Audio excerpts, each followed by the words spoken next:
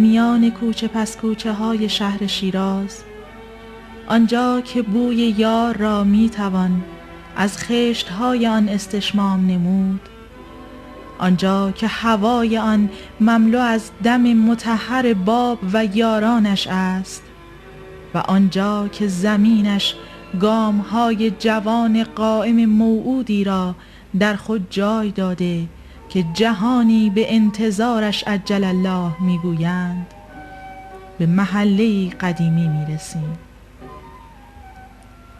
که از هر که پرسی خانه دوست کجاست، آن بیت کوچک و زیبا را نشان خواهد داد که انوار آن چشم عالمیان را روشن کرده.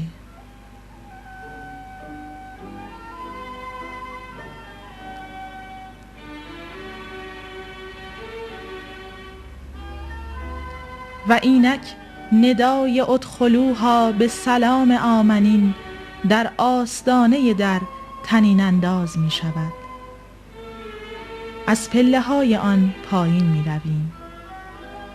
حیاتی کوچک با حوضچه زیبای قدیمی که آب آن به شفافیت قلوب حروف حی و روشنی وجود آنان است و درخت نارنجی که قبطه اشجار جهان است.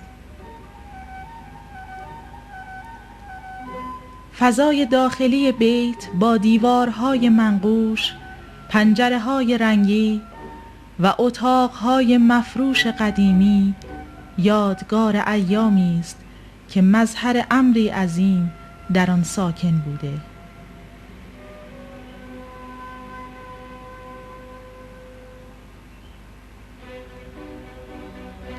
اتاق والده مبارک، اتاق اظهار امر و اتاقهای دیگر نمای کلی این بیت مکرم است.